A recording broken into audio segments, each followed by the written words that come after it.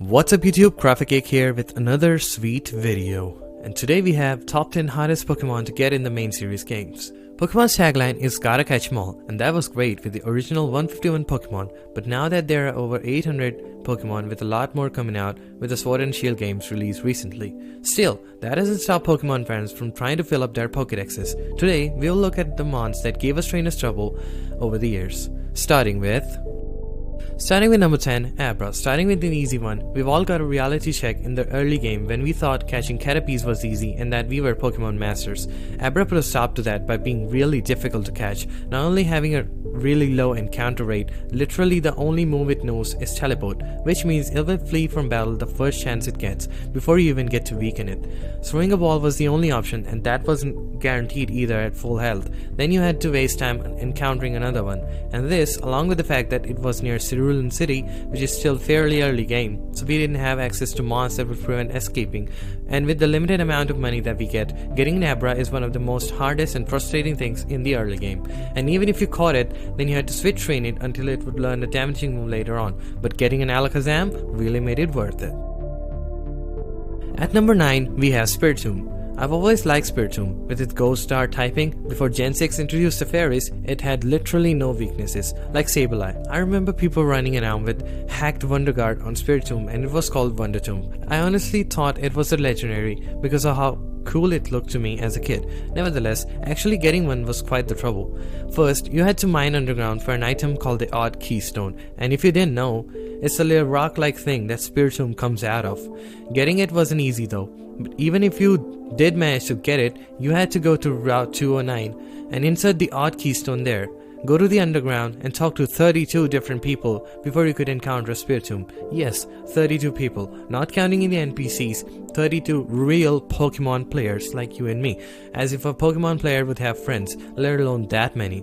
I've had Machos, Kadabras, Gravelas and Haunters sitting on PCs, never evolved because I didn't have one friend. 32 of them? Give me a break. Yup. There's no way you're getting a Spiritomb if you didn't have that many friends. Though people found a way to get it by talking to the same friend 32 times, you would still need one though, and getting one now after all these years would be near impossible, and that's why I think Spiritomb should be on this list. At number 8 we have Beldum. Who didn't want a Metagross? I always did. With a really strong typing, this pseudo legendary is my favorite one of them all. But getting a Metagross isn't easy. They sure made it a task to it, which means first catching a Beldum. Which doesn't seem like a huge task, but wait until you hear this. A Beldum has a catch rate of 3. Yes, 3. That is the same as a Mewtwo and other legendary Pokemon. Yes, this one-eyed metal thing has the same catch rate as a legendary, and unlike Mewtwo, which has Recover, Beldum only knows the move Takedown, which always does recoil damage and ends up killing itself before you could catch it. You wouldn't expect it to be so difficult to catch, and you would go unprepared and end up losing this mon, especially in Nuzlocke, which I personally find very frustrating. At number 7, we have a female Salandit. Salazzle is a good Pokemon with unique poison and fire typing and a really good special attack and speed, and you would definitely want this one on your team since it's one of the best Pokemon in the game. But Salazzle only evolves from female Salandit, which means male Salandit never get to evolve at all. Salandits are uncommon to even come by, and to even make it worse, the gender ratio for Salandit is only 12.5% to be a female, making the whole thing really frustrating just to get one good mon on your team. A shiny male Salandit is the worst thing a trainer can encounter, and hunting for a shiny female is an absolute nightmare and makes it one of the hardest Pokemon to catch, let alone come by in the Sun and Moon games. At number 6, we have Chansey. So, we all are familiar with the Safari Zone. The area has a lot of rare Pokemon, but the catching mechanics are very similar to the new Let's Go games where you throw a rock or bait to lure the Pokemon in, then throw a Safari Ball at it to catch it. Simple, right? But you only have a limited number of steps in the zone, and this is where the number 6 Pokemon on this list, Chansey, shines.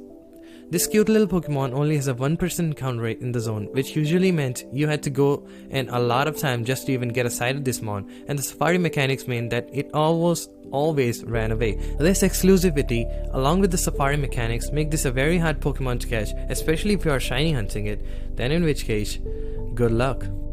Halfway through the list, we have at number 5, Manaphy.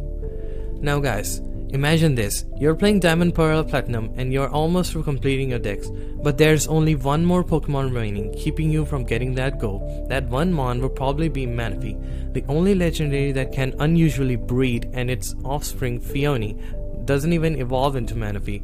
That's weird.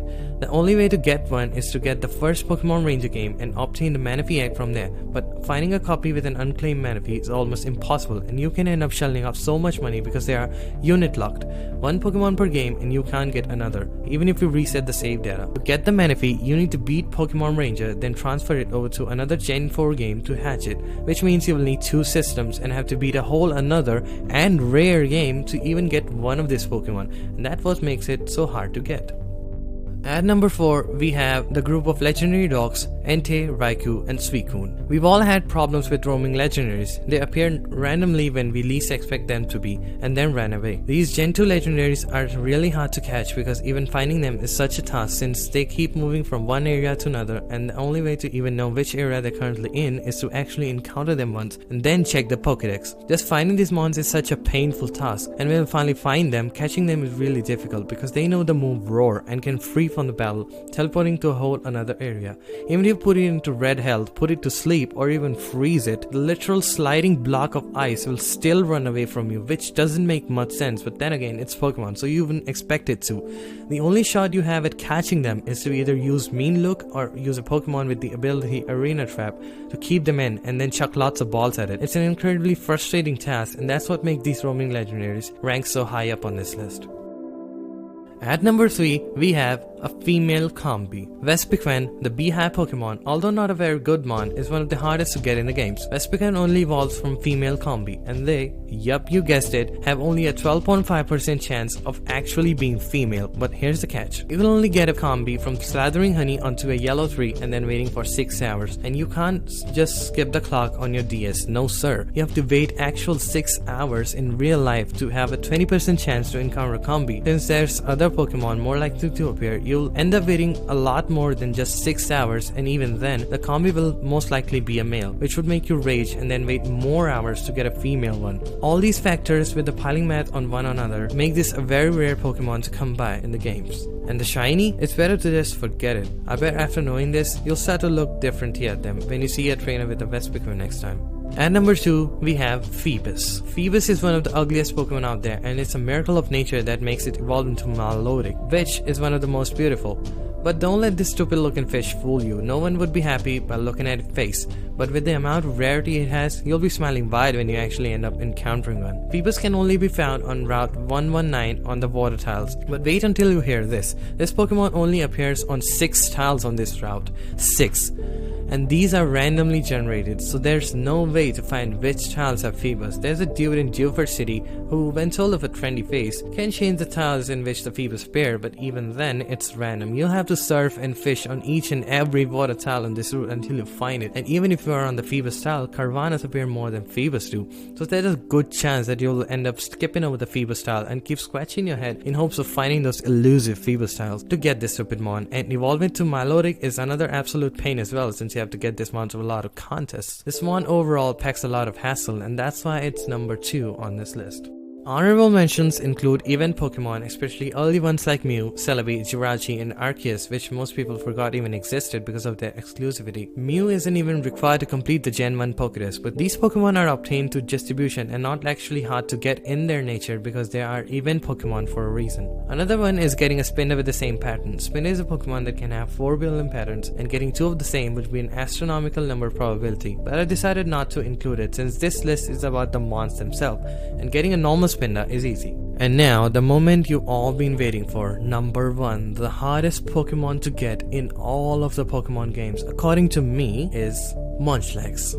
Y'all remember Maze Munchlax from the anime? Munchlax was a cool little mon that was introduced in Gen 4 as a pre-evolution to the beloved Gen 1 Pokemon Snorlax. This baby Pokemon is really strong for this category and you would want to have it for your Pokédex, but to get one, boy, you had to go through hell. There are in total 21 honey trees in the game throughout 10 routes, where you can find different Pokemon including the aforementioned Combi. But Munchlax, however, is different. You see, there are 2 different types of trees in the game, normal ones and the Munchlax trees. The Munchlax trees are randomly generated generated freeze through a secret ID which is generated when you start the game. Now back then there was a site that you could go on and put the secret ID and find which freeze was the Munchlax freeze, and even if you did find the Munchlax freeze, of which there are only 4 of the 21 in the game, there's only a 1% chance that you will actually encounter Munchlax in the freeze, and if you don't, you'll have to wait another 6 real life hours, no cheating, to even get another shot, another 1% chance. What were Game Freak thinking when they made this Pokemon so hard to catch? What were they on? Nobody knows. But this, in my opinion, makes Munchlax in the Gen 4 games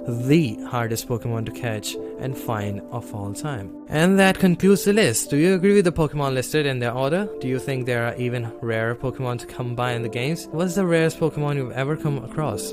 Leave us suggestions, comments and ideas for what kind of content you would like to see in the future in the comment section, and I'll be sure to read and reply to each and every one of you. Thanks for watching my first ever top 10 video on my channel to this point, and if you liked it, be sure to like and subscribe for all kinds of varied content that might interest you, since I'll be posting all kinds of stuff. Until then, I'll see you in the next video. Bye for now, keep prying.